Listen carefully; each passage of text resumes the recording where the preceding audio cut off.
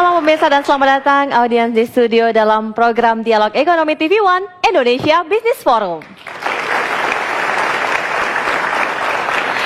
Nah, sekali saya Brigita Manohara kembali menyumpai Anda dan di edisi kali ini Indonesia Business Forum akan mengangkat tema yang belakangan ini begitu ramai dibicarakan bukan hanya di media mainstream tetapi juga di media sosial pasca Rakernas Kadin, yaitu saling tuding BUMN dan swasta.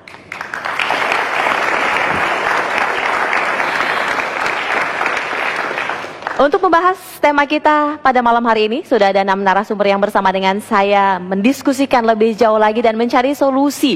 Apa benar menjelaskan lebih jauh saling tuding itu terjadi di antara swasta dan juga BUMN. Saya langsung saja perkenalkan narasumber saya. Yang pertama adalah Pak Hari Sampurno yang merupakan Deputi Bidang Usaha Pertambangan Industri Strategis dan Media. Pak Hari, selamat malam. Malam. Selanjutnya ada Pak Said Didu, Sekretaris Kementerian BUMN tahun 2005 hingga 2010. Pak Said sehat? Alhamdulillah. Alhamdulillah. Ada Wakil Ketua Komisi 6 DPR RI, Bapak Azam Asman Natawiana. Pak Azam? Selamat malam. Selamat malam. Pak Sani Iskandar, Sekretaris Umum Apindo. Pak Sani sehat? Selamat malam. Ya. Ibu Suryani Sidik Motik, Wakil Ketua Umum Kadin Bidang Persaingan Usaha dan CSR. Bu Yani, selamat malam. Selamat malam. Dan yang terakhir, Bahlil Lahadalia, Ketua Umum HIPMI. Bang Bahlil, selamat malam. Selamat malam, Assalamualaikum. Waalaikumsalam warahmatullahi wabarakatuh. Sebelum kita memulai diskusi pada malam hari ini, saya ajak Anda terlebih dahulu menyimak paket berikut ini. Kekhawatiran para pengusaha mengenai dominasi BUMN sudah disuarakan sejak tahun lalu. Di depan Presiden Joko Widodo, Ketua Umum Kadin, Rosan Roslani, kembali melemparkan kritik mengenai peran BUMN yang terlalu besar. Bapak Presiden, di banyak kesempatan, Bapak Presiden menyampaikan bahwa berilah kesempatan pertama kepada para pengusaha nasional. Kalau pengusaha nasional tidak mampu, baru dikerjakan oleh BUMN. Tetapi kami melihat Bapak Presiden, bahwa pada saat ini dan kami rasakan peran BUMN ini telah terlalu jauh, sangat banyak. Kalangan pengusaha menilai salah satu dominasi BUMN yang paling terasa adalah dalam pembangunan infrastruktur. Bukan itu saja, BUMN yang sudah mendapat jatah proyek akan bekerja sama dengan anak usahanya atau BUMN lain, sehingga peran swasta semakin minim. Menurut Bank Dunia, peran swasta dalam pembangunan infrastruktur di Indonesia rendah, yaitu hanya 2%. Padahal di negara ASEAN lain seperti Filipina, peran swasta dalam membangun infrastruktur bisa lebih dari 40%. Menanggapi keluhan Kadin, Presiden Joko Widodo meminta agar anak dan cucu BUMN yang jumlahnya banyak untuk merger atau dijual.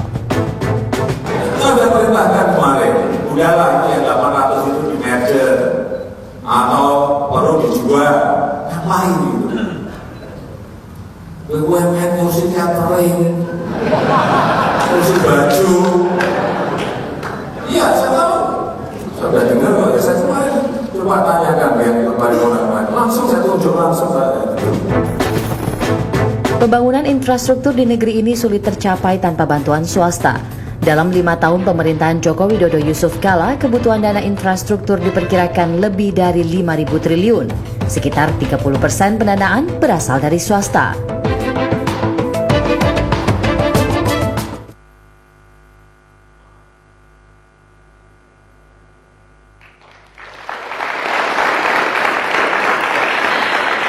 Kita coba dengar terlebih dahulu, apa memang benar kondisi ini yang dialami oleh para pengusaha. Saya mulai dari perwakilan Kadin. Bu Yani, tadi Pak Rosan sempat kita kutip. Tapi sebenarnya, sampai sejauh mana kalau dari catatan Kadin, dominasi ini?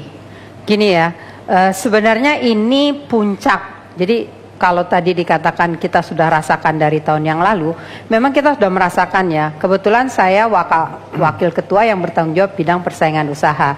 Jadi ketika kita sosialisasi tentang persaingan usaha, kami undang asosiasi.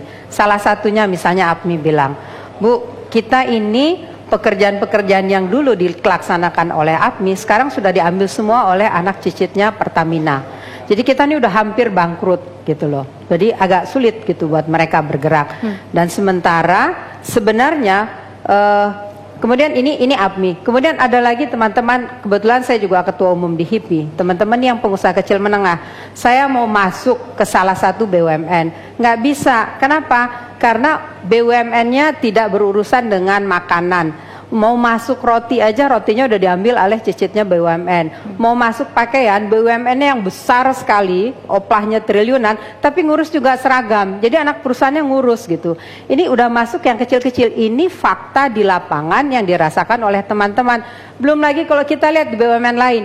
BUMN ini banyak BUMN yang keluar dari core-nya, itu yang dirasakan. Misalnya BUMN-nya tidak berurusan sampai penagihan untuk listrik yang kecil-kecil, itu anaknya BUMN yang menjalankan. Jadi sehingga ditutup semua uang itu untuk keluar. Ya, jadi karena ini mungkin maksudnya sinergi bagus, tapi sinerginya ini disalahartikan sehingga kesempatan untuk keluar itu tidak ada. Sampai ada satu kasus BUMN juga yang kena priwit dari KPPU, karena memang ketika melakukan ada peluang untuk memberikan pekerjaan itu dengan penunjukan langsung begitu.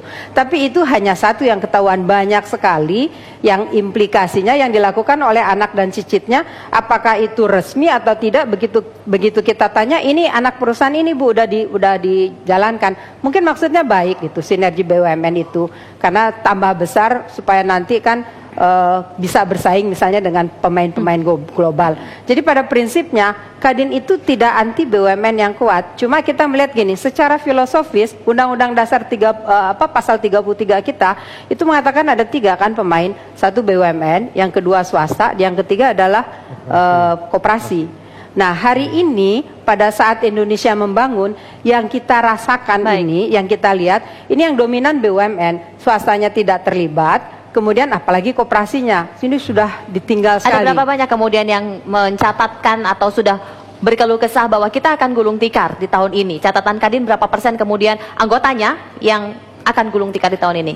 Terus terang, ketika Ketua Umum mengangkat isu ini, kita lagi mendata teman-teman di daerah. Karena persoalan di pusat ini diikuti di daerah. Dan ini daerah juga ikutan gitu. Jadi proyek-proyek kecil yang dulunya dilaksanakan oleh teman-teman daerah itu juga diambil oleh BUMN dan BUMD. Dan lebih anehnya lagi, Pemda juga ikut-ikutan konsolidasi. Ini saya bertanya langsung dengan salah satu gubernur. Saya bilang, Pak, ini kok proyek-proyek APBN anggota kita yang UKM nggak bisa dapat. Terus mereka bilang, ini konsolidasi, you mau langsung aja minta mau BUMD. Oke. Nah itu fakta di lapangan gitu loh. Jadi efek dominonya begitu besar sampai ke daerah. Sekali. Apindo catatannya juga begitu. Ya, Apindo sih sebetulnya mengharapkan bahwa memang sesuai dengan peran dan fungsinya, perusahaan-perusahaan BNN melakukan kegiatan-kegiatan yang memang yang berhubungan dengan proyek-proyek strategis, yang berhubungan dengan kepentingan publik, yang menyangkut hajat hidup orang banyak. Kan memang sesuai dengan di Undang-Undang 5 tahun 99 tentang larangan praktek monopoli dan persaingan usaha tidak sehat, kan memang dikecualikan untuk BUMN. Namun dikecualikan di sini memang harapannya untuk kegiatan-kegiatan yang memang yang terkait dengan cabang-cabang produksi yang sangat penting dan menyangkut hajat hidup orang banyak. Dalam kenyataannya tadi seperti Ibu Yani sampaikan, memang ambil contoh misalkan di properti, ya di properti sekarang praktis perusahaan-perusahaan konstruksi BUMN itu punya anak perusahaan properti semua tuh ya, HK Realty, PP Property, Waskita semua. Dan yang dibangun apartemen komersial yang sebetulnya ya itu sebetulnya berikan ke porsi swasta lah. Kalau misalkan bangun perumnas ya itu memang fungsinya gitu. Di jasa logistik misalkan ya praktis untuk urusan kargo-kargo di bandara itu juga dilakukan oleh anak-anak perusahaan Angkasa Pura yang kerjasama dengan Garuda. Kemudian masalah angkutan batu bara untuk angkutan ke PLTU itu juga dilakukan oleh anak perusahaan PLN juga. Jadi memang ya praktis memang akhirnya ruang lingkup untuk kegiatan swastanya terbatasi. Sangat terbatas ya, bukan cuma terbatas tapi sangat terbatas begitu kalau ya, dari catatan ada Apindo. kecenderungan ke arah sana. Oke. Ini yang senior-senior, kita coba tanya yang muda-muda yang baru merintis ini.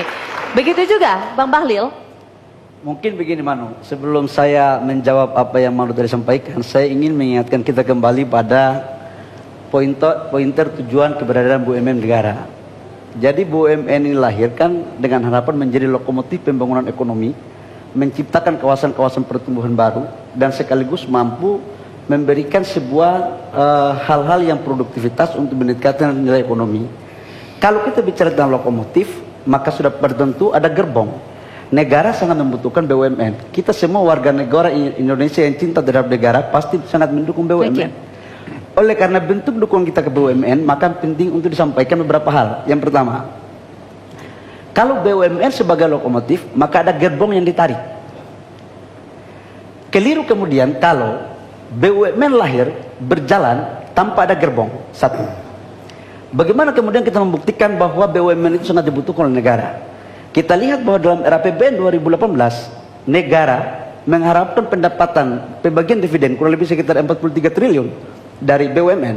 Kemudian pendapatan dari sektor pajak kurang lebih sekitar 160 triliun. Tetapi itu kan baru 10% dari target negara untuk mendapatkan hasil pendapatan dari si pajak. Karena dalam RAPBN pada tahun 2018, negara itu memberikan beban kepada pajak kurang lebih sekitar 1.609 triliun. Kalau BUMN memberikan supply sekitar 160 triliun, kemudian cuma 10% dari total. Maka apa yang terjadi? Peran swasta sangat dibutuhkan. Yang kedua, kehadiran BUMN ini juga memberikan pemerataan. Mari kita lihat contoh beberapa hal. Abang Saidin ini guru saya dulu. Beliau ini sangat tidak percaya kepada manusia tanpa data. Hanya kepada Tuhan beliau percaya, kalau kepada manusia butuh data. Tapi izin bang, saya ingin menyampaikan beberapa data otentik untuk mendukung apa yang disampaikan oleh Kadin.